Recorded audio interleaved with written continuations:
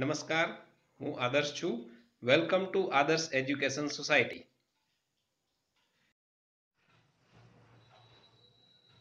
Hello students, today we will start the new chapter, that is data handling. This is the chapter number 5 of standard 8. So by the name data handling, there are two words. First is data and second one is handling. So what is data? First of all, we have to understand this term data. So to understand this term, let us take two examples. First one is the runs made by a batsman in the last 10 test matches. So here what we have taken? We have taken an example of a cricket match, of the cricket matches. And what data we collect here? We collect the data of the runs made by the batsman. In how many matches? 10 test matches. So this is a kind of data that we collect. Okay. Second example. Number of storybooks read by each of your friends. So this will become another kind of data which is totally different from the first type of data. So data are in this way maybe of different types. Here in this case, this data is about the storybooks read by each of your friends. So this data is your personal data, while this data is general data. So in this way, we can also collect many types of data. So the information collected in all such cases is called the data. So whatever we take the information, right, in this way, and if we collect the data, information from that, that is called the data. So now it is clear it is clear about the data, what we can call as a data, right? Also, let us take one more example, that you have a unit test in your school. So your teacher, like your maths teacher, have to check all the papers, then to write down all the marks that obtained by, let us take there is a test of 50 marks. So out of 50 marks, how many marks each student get, that is also become a collection of data. One more example, let us consider the height of the students of class 8. So all the students have different height, so that will also become an collection of data. So now it is clear to you that what we can call as a data. So in previous classes, in standard 7, you have studied about how to represent the data, right? So let us see some of the things, some of the methods that you have already studied in previous standard. So the first method that you have studied is the graphical. Okay, we can also represent the data in the graph form. By drawing the graph, we can represent the data. That is called the graphical representation of the data, right? So there are some methods. The first method is a pictograph, right? So in the pictograph, what we use symbols to represent the data. Like we have taken an example here, that there is a picture of the star, and what does this star represent? The star means 10 cars. Wherever we have a star, that represent the 10 cars, right? So see, in June month, let's suppose in June month, how many cars sold? Suppose this is the data of the car sold by a company. So in June month, 3 stars are there, and 3 star means 30 cars, because one star is equals to 10 car. So 3 star means 30 cars. So in June month, a particular company sold the 30 cars. Second, in July month, how many stars are there? 1, 2, 3, 4. And this star is a half. Half means we have to make a half of 10. And half of 10 is 5. So let us calculate 10 plus 10, 20. 20 plus 10, 30. 30 plus 10, 40. And 40 plus 5. That is 45. So in July month, that company sold the 45 cars. Okay, so this is the first type that you have already studied, and that is called the pictograph. Okay. Okay, this is the second type.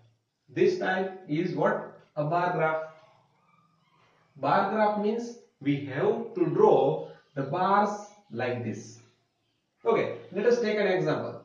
This data is about what?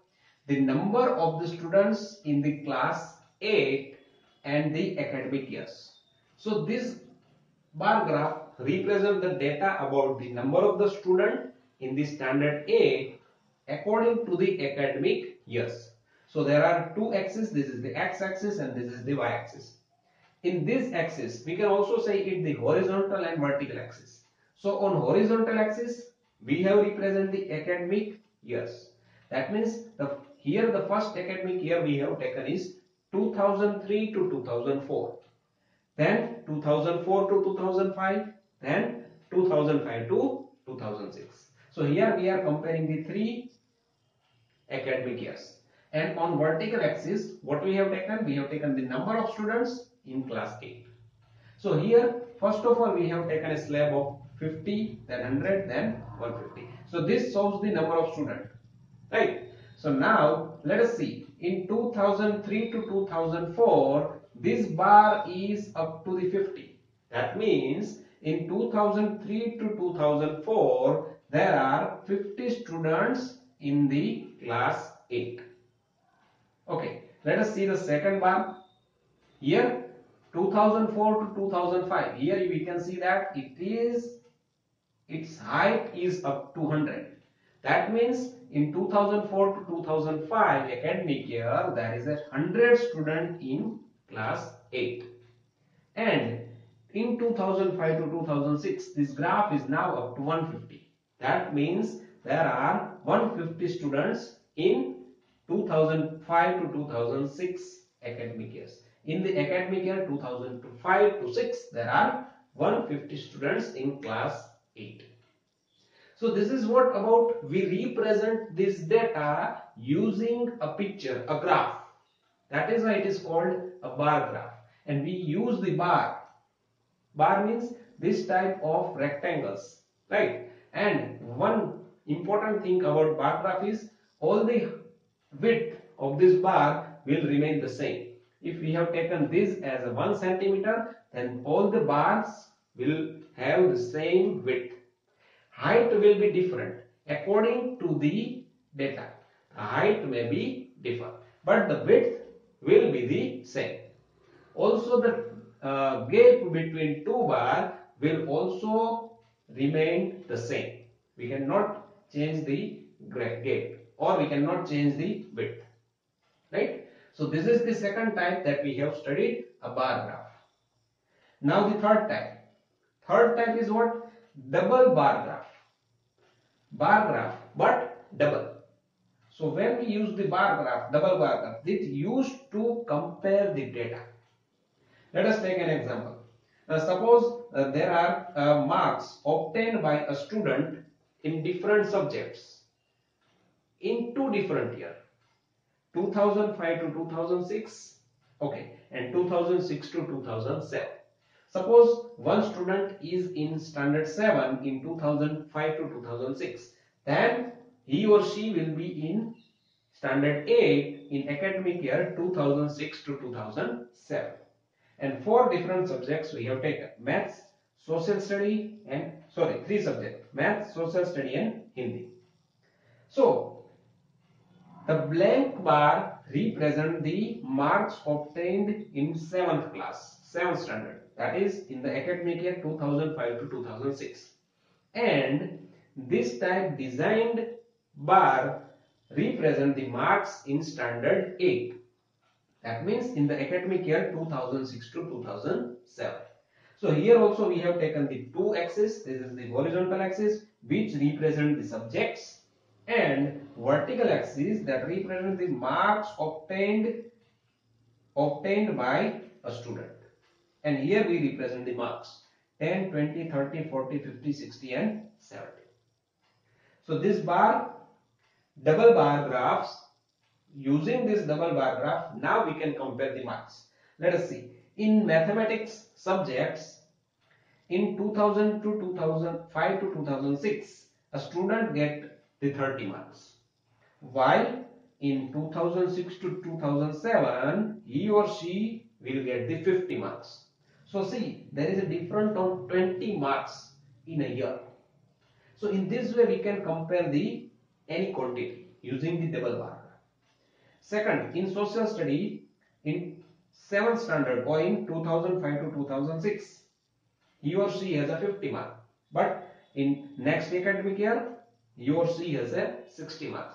10 marks is upgraded. Also, 10 marks is upgrade in social study. In Hindi, see, in Hindi both the bar graphs have the same height and both are of the 60 marks. That means in Hindi, he or she has equal marks in standard 7 and 8, or in academic year 2005 to 6 and 2006 to 7.